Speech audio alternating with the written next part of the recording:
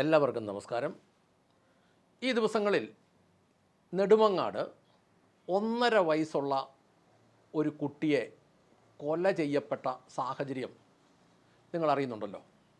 ഞാൻ ഇതുമായി ബന്ധപ്പെട്ട ഈ വീഡിയോ ചെയ്യുന്നത് കുഞ്ഞുങ്ങളുള്ള എല്ലാ മാതാപിതാക്കളും അറിയപ്പെടേണ്ട ഒരു കാര്യവും എല്ലാ മാതാപിതാക്കളെ അറിയിക്കേണ്ടതുമായ ചില കാര്യങ്ങൾ. ഈ കൊലപാതകത്തിൽ മറഞ്ഞിരിക്കുന്ന ചില പ്രതികളുണ്ട്.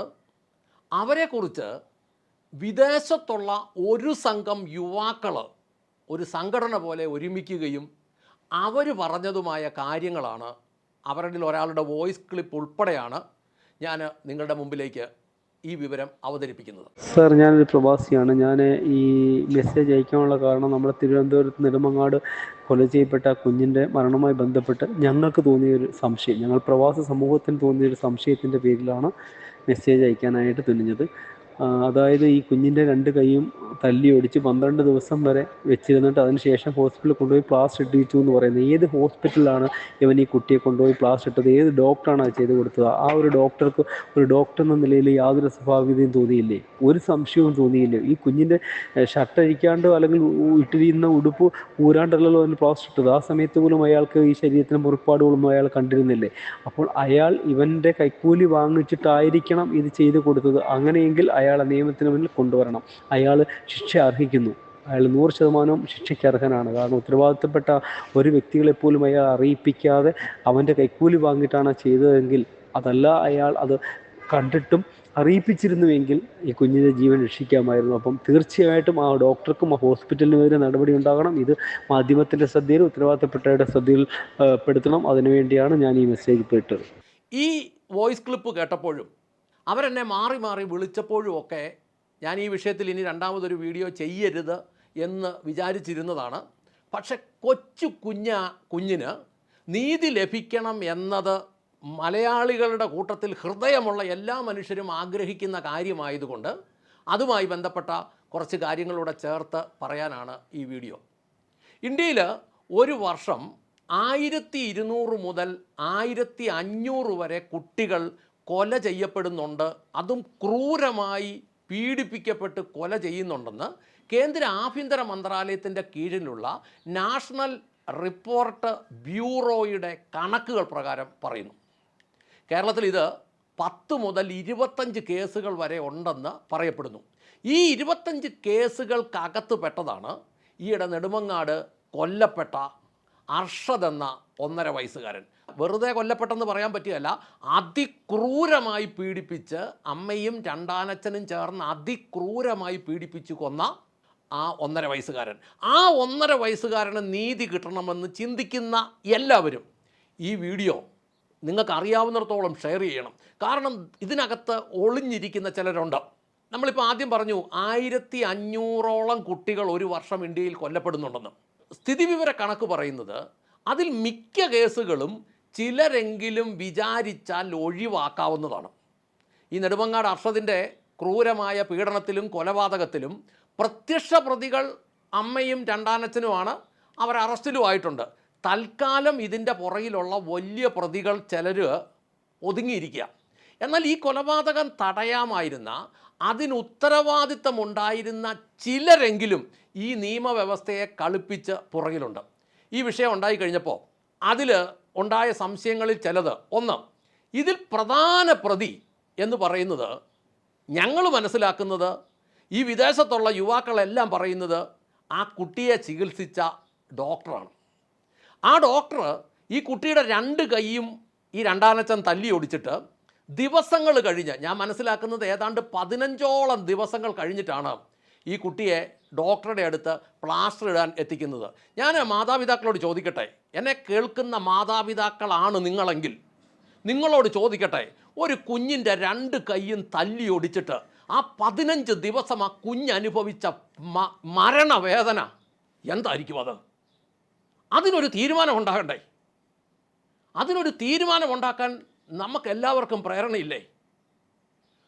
അയാൾ മനസ്സ് വെച്ചായിരുന്നെങ്കിൽ, ആ ഡോക്ടർ മനസ്സ് വെക്കാമായിരുന്നെങ്കിൽ അയാൾക്ക് ആ കുഞ്ഞിനെ രക്ഷിക്കാമായിരുന്നു. അയാളത് മനഃപൂർവ്വം ഒളിച്ചു വെച്ചു. അല്ലെങ്കിൽ അയാൾ പ്രതികളുടെ കയ്യിൽ നിന്ന് വൻ പ്രതിഫലം കൈപ്പറ്റിയിട്ടുണ്ട്. ആ ഡോക്ടർക്കും ആശുപത്രി അധികാരികൾക്കും ഉത്തരവാദിത്തത്തിൽ നിന്ന് ഒഴിഞ്ഞു നിൽക്കാൻ കഴിയില്ല. അവർ ഉത്തരവാദിത്തത്തിൽ നിന്ന് ഒഴിഞ്ഞു നിൽക്കാതെ കൃത്യമായ നടപടികൾ എടുത്തിരുന്നു എങ്കിൽ ആ കുരുന്നു ജീവൻ രക്ഷപ്പെടുത്താമായിരുന്നു എന്നത് യാതൊരു തർക്കവുമില്ല.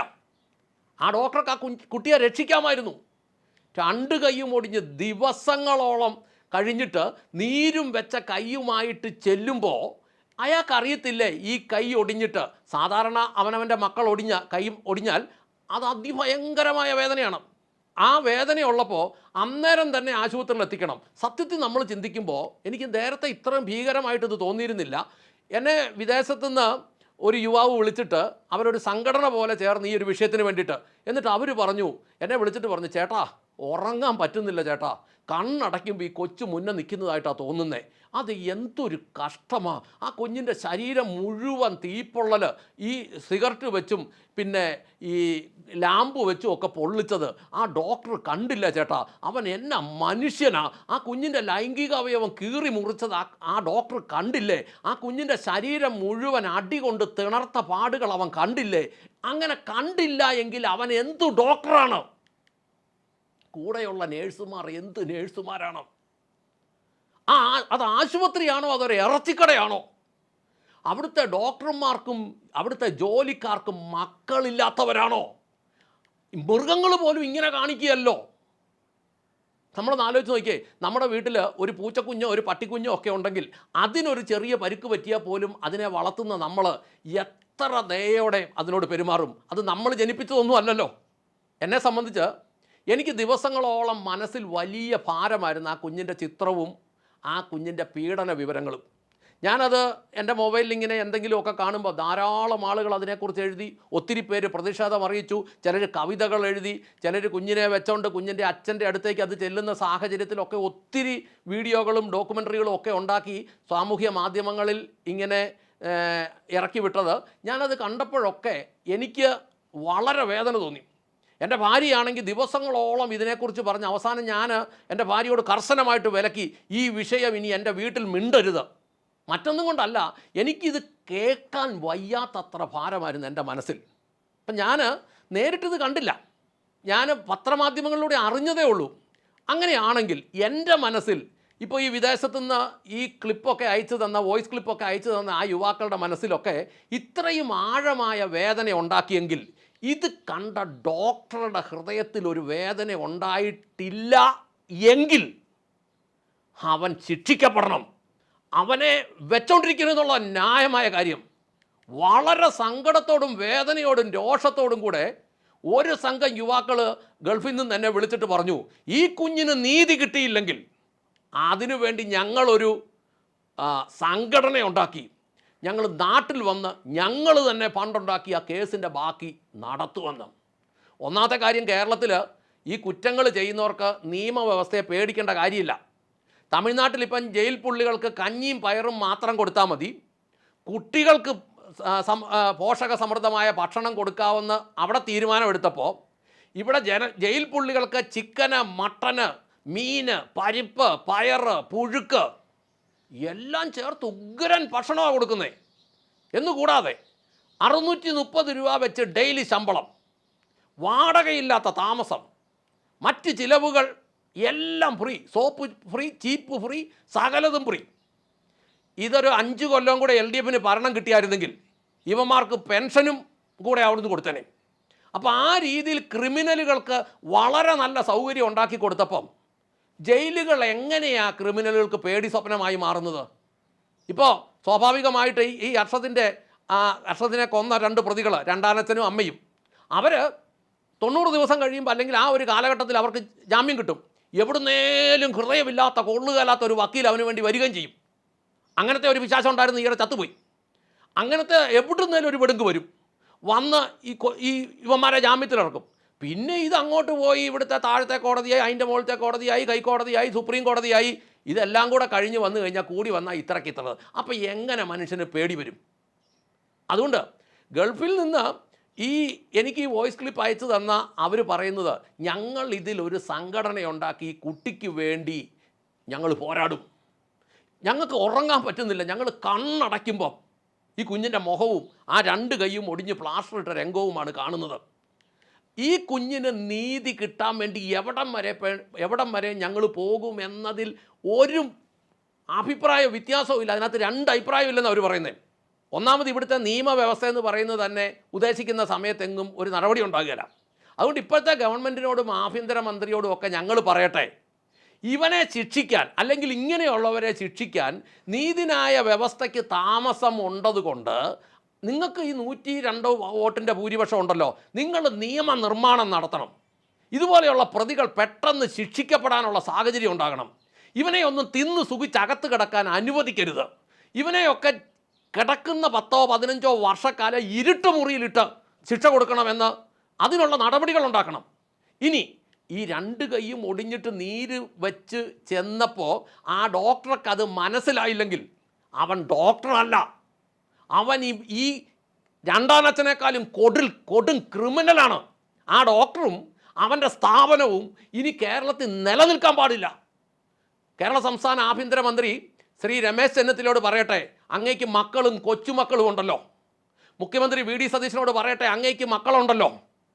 സംസ്ഥാനത്ത് ജയിച്ചു വന്ന പ്രായമുള്ള MLA-മാരോട് പറയട്ടെ, മന്ത്രിമാരോട് പറയട്ടെ, നിങ്ങൾക്ക് മക്കളും കൊച്ചുമക്കളും ഉണ്ടല്ലോ.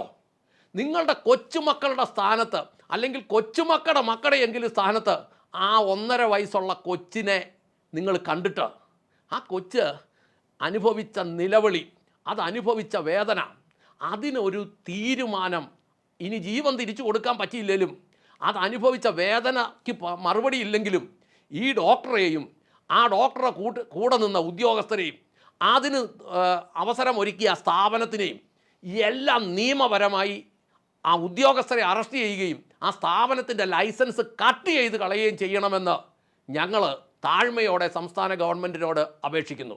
അതുമാത്രമല്ല, ഇതിന് ശേഷം ആ കുഞ്ഞിന് നീതി കിട്ടുന്നില്ലെങ്കിൽ ആ നീതിക്ക് വേണ്ടി കേരള ജനതയിൽ ഒരു വിഭാഗം ഒരുമിക്കാൻ തീരുമാനിച്ചിരിക്കുന്നു എന്നതും നിങ്ങളെ അറിയിച്ചുകൊണ്ട് നിർത്തട്ടെ.